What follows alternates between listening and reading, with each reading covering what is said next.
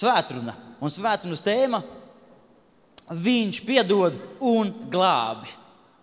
Saki, viņš piedod un glābi. Viņš. Es jūs slikti dzirdu. Saki, viņš piedod un glābi. Un pasaka sev apkārt 3 cilvēkiem. Jēzus piedod un Jēzus glābi. 3 cilvēkiem sev apkārt. Spied roku, uzlipā plecu un pasaki, Jēzus piedod un Jēzus glābi. Un Dievs ir labs.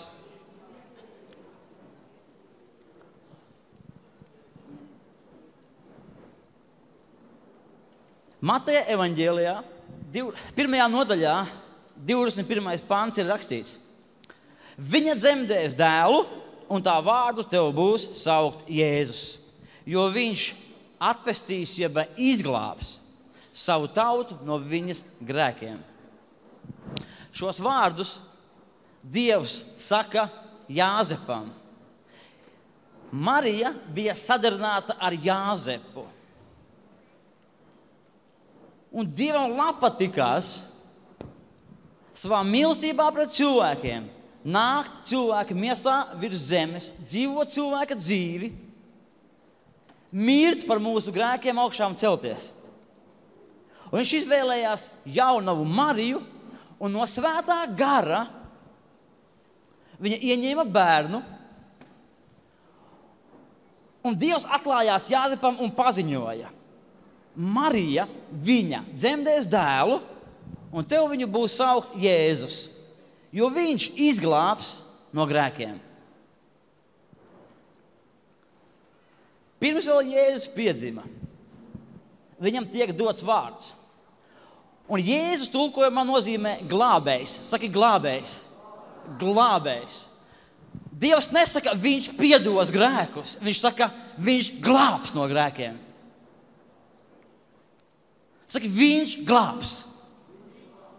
Es gribu šodien, lai katrs viens no mums šeit saprotam, ka ir milzīga atšķirība starp piedošanu un starp glābšanu.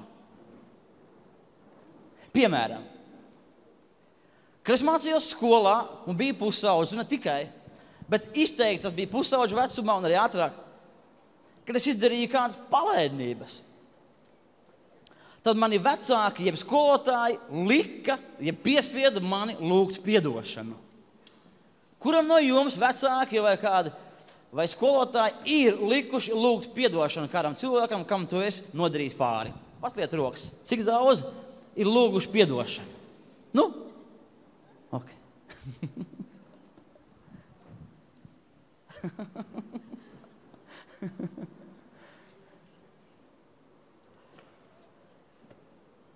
Un es, protams, lūdzu piedošanu par to, ka esmu kādam nodarījis pāri.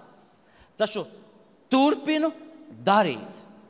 Es palūdzu piedošanu, bet savā sirdī iekšēji es domāju, es palūgšu piedošanu, bet turpināšu darīt tā, kā es gribu. Mani piespieda lūgt piedošanu. Tad ir liela atšķirība starp to, vai es lūdzu piedošanu, ja es pārstāju darīt šim cilvēkam pāri. Saprati? Noķēri domu.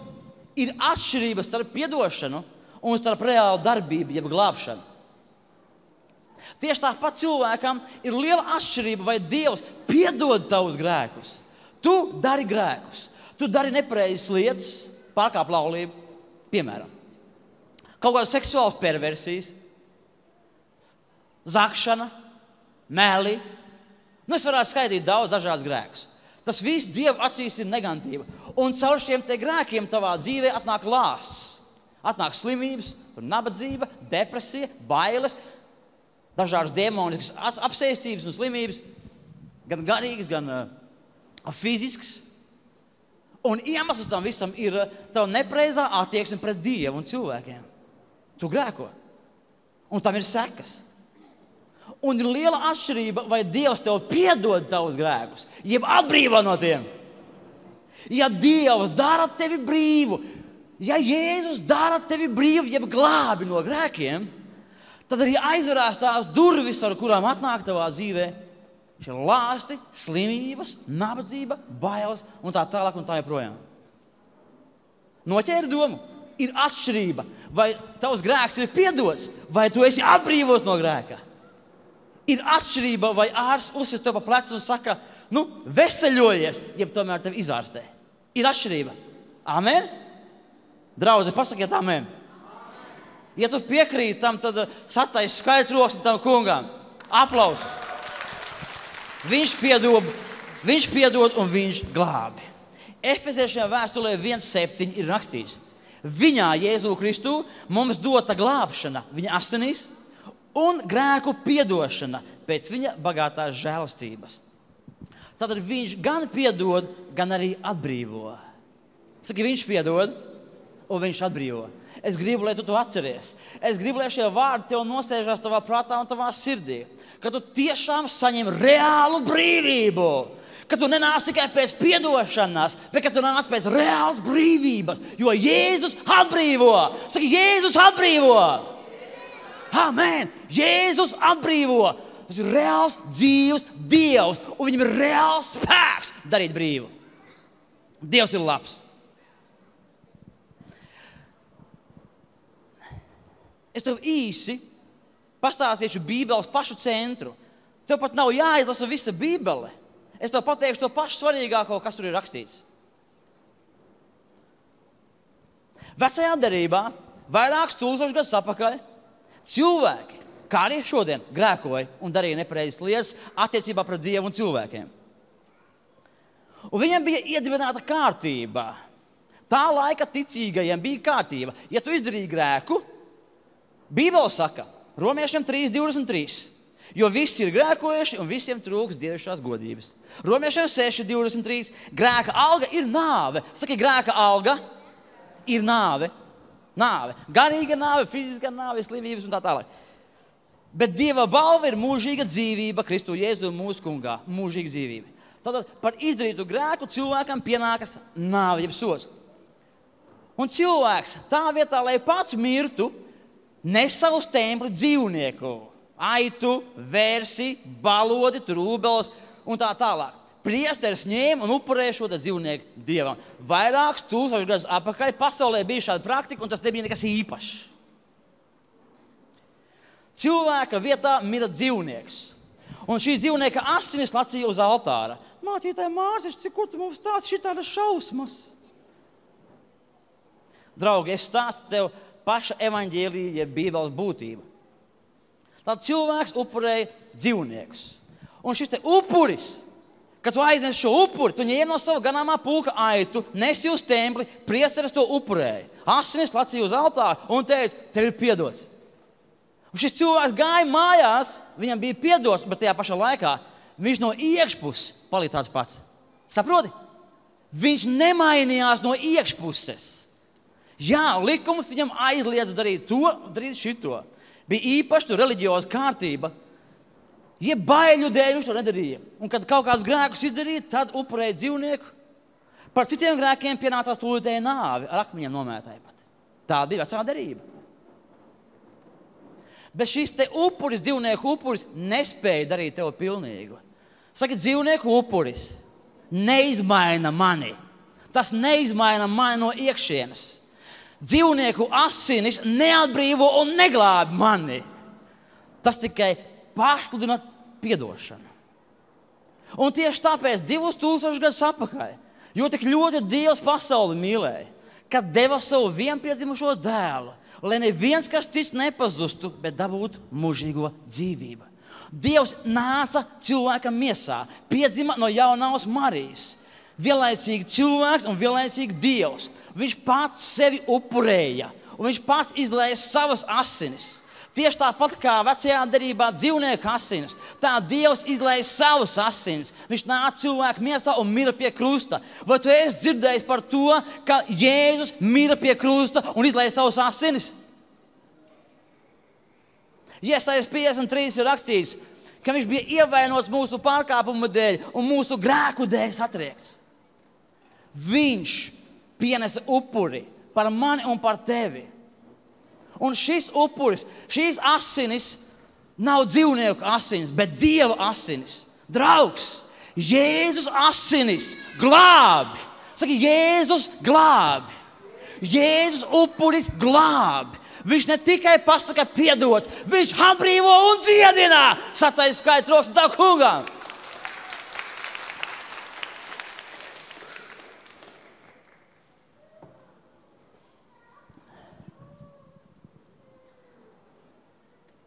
Jēzus ne tikai piedod, viņš reāli atbrīvo. Un 1. Jāņa 1:9 ir rakstīts: ja mēs atzīstamies savos grēkos, viņš ir uzticīgs un taisns, ka viņš mums piedod grēkus un šķīsta no visas netaisnības. Viņš piedod un atbrīvo. Tev Dievs piešķir tev spēku. Viņš nāk un iemājo tevī. Ja es atzīstos šodien, Dievs, esmu grēcīgs. Es nespēju pats tikt galā ar savu dzīvi. Es nespēju pats dzīvot mūžīgi kopā ar tevi. Dievs, man vajadzīga tava palīdzība. Ja tu atzīsi šodien, ka Dievs, es ticu, ka tu nomiri par maniem grēkiem, Jēzu Kristu, ka tu augšām cēlies pēc 3 dienām. Lūdzu, nāc manā sirdī, es centīšos dzīvot tā, kā tu man māci. Es sāku lūgt Dievu, tu sāc lasīt Bībeli, tu sāc apmeklēt draudzi, tu sāc censties darīt tā, kā Dievs grib, draugs, un tevī iemājo spēks kontrolēt sevi un darīt tikai to, kas ir pareizs Dieva acīs. Un līdz ar to, ka tu iemācies darīt tā, kā grib Dievs, kā ir pareizi principi, tu aizver durvis vēlnām, viņa dēmoniem, tu aizver durvis nabadzībai, bailēm, depresijai un slimībām. Tu aizver durvis bezkontrolē, jeb bardakam tavā dzīvē. Dievs sakārto tavu prātu, dziedina un atbrīvo. Saki, Jēzus atbrīvo. Vai nav laba ziņa? Viņš piedod un viņš glābi. Vai es pareizi saku, ka tas bija kaut kas jauns? Dievs piedod manus grēkus. Cik reizes tu esi teicis Dievam, Dievs piedod man, lūdzu, manus grēkus? Pasaliet rokas tie cilvēki, kas ir vairāk nekā 3 reizes teikuši savā dzīvē, Dievs piedod manus grēkus. Un tagad pasaliet tie rokas, kas pēc tam, kad esat teikuši šos vārdus, esat turpinājuši grēkot. Draugi.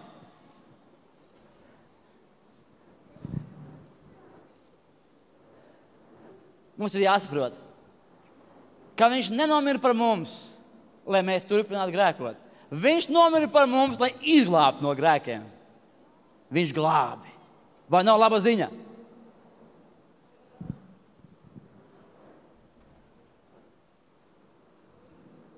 Šeit pat blakus ir kāda baznīca. Es līdz šim brīdim nezinu, kādai denominācijai viņi pieder.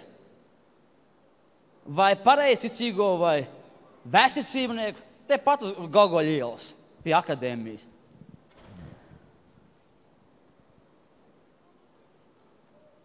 Ap 2000. gadu es klīdu pa Rīgas ielām. Es biju narkomāns un dzērājs.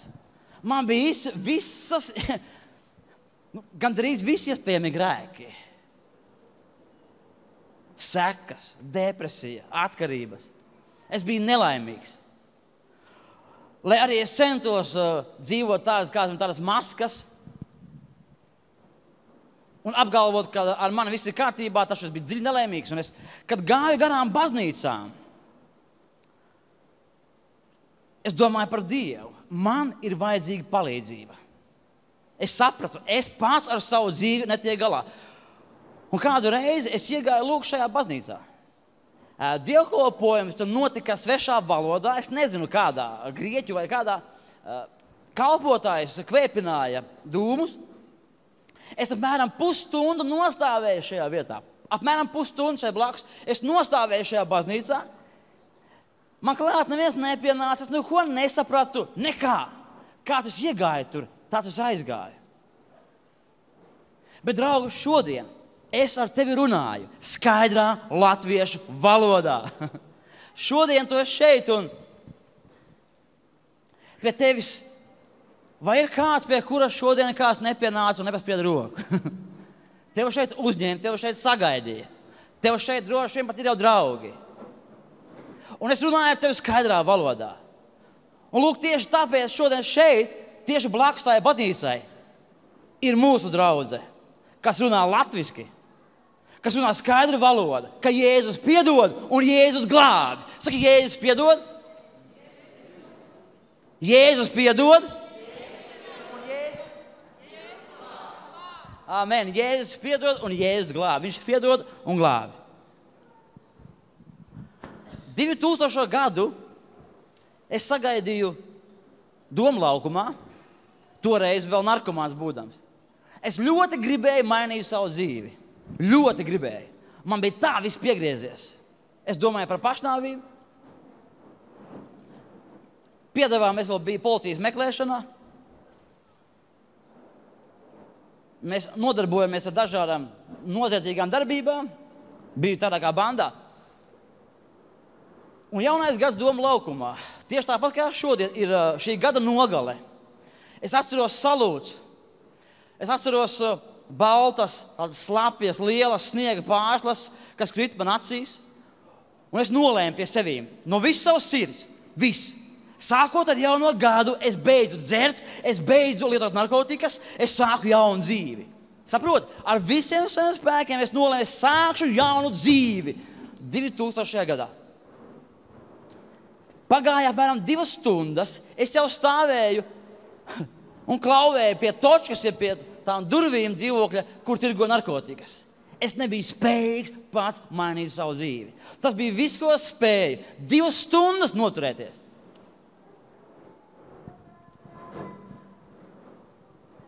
Man nebija šāda spēka.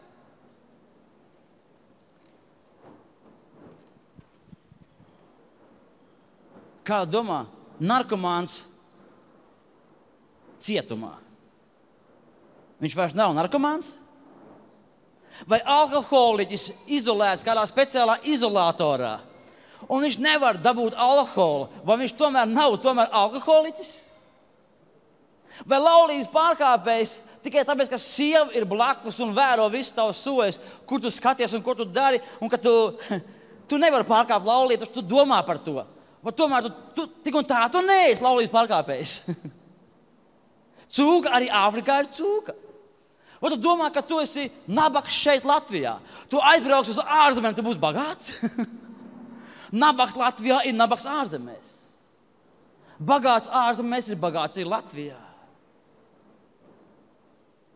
Iedod bombzīmē 1 miljonu, un pēc nedēļas viņš atkal būs bombzis.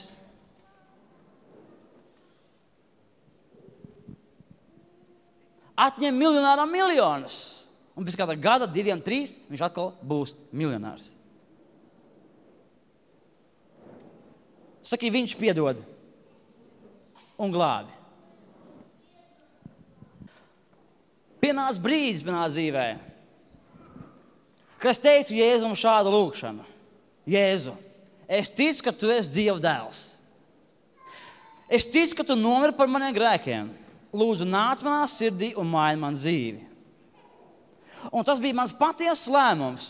Un lūk, šajā brīdī Dievs piedeva manus grēkus un izglāba mani no tiem. Vienā dienā,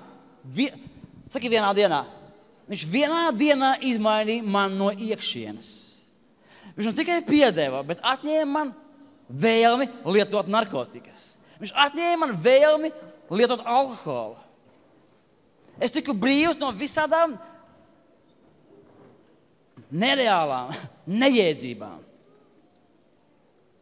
Jo viņš piedod un viņš glābi. Saki, viņš piedod un viņš glābi. Es reiz savā vecajā dzīvē vēl, es gāju pie narkologa. Narkologs Gulbis, tā viņš sauca.